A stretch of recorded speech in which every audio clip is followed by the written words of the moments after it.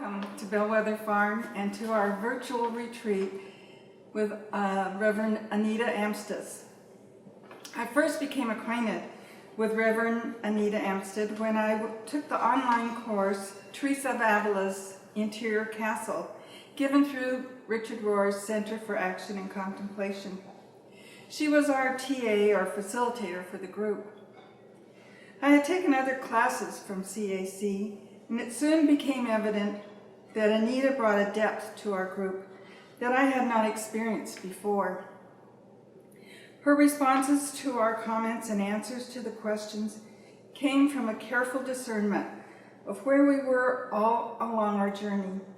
She came with no agenda of her own, but came alongside each one of us. At the same time I was taking the class, my priest encouraged me, understatement, to attend a lay preaching class at Bellwether Farm. It was my first time at Bellwether, and the experience was like a breath of fresh air for my soul.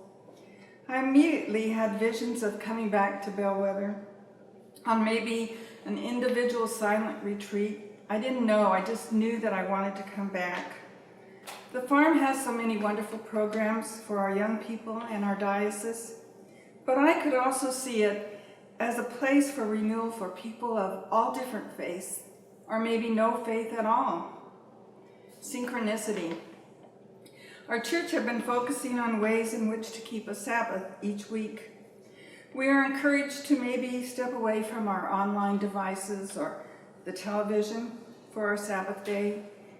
I remember after worship one Sunday, our teacher asking for ways in which people celebrate the Sabbath. As he put the answers on the board, I was surprised by so many positive responses. I was raised as a Seventh-day Adventist, a church that focuses on keeping the Sabbath. I also raised my children in that church. I remember Preparation Day, Friday, as being excruciating, exhausting, cleaning house, preparing meals for the next day, Sabbath, making sure our clothes were clean, ironed, and mended. I was so tired by Sabbath that I just wanted to crash. But vigilance was still needed.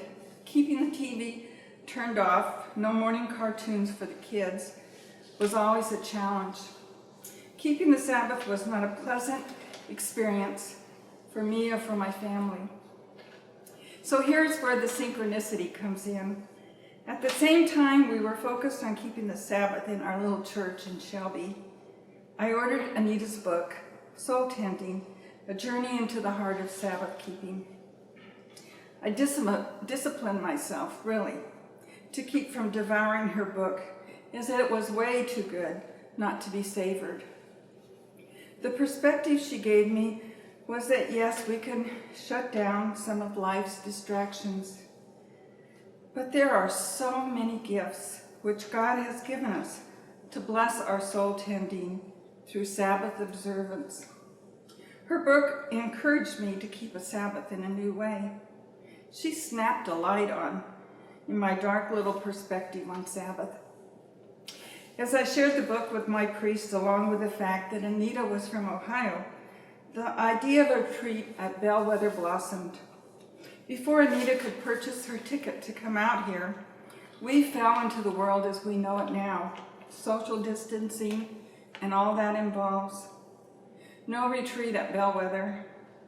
But I am blessed with an exceptional priest. He's like a dog with a bone. He just won't let go. What about a virtual retreat at Bellwether?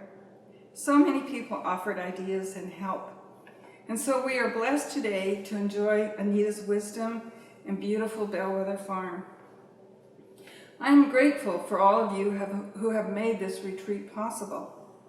But I am most especially grateful for Father Daniel. Long ago, I was given some advice from a very wise woman. She said, whenever you're giving a lesson or a homily, you must always remember the question, yeah, but how? How do you flesh out what you've just taught?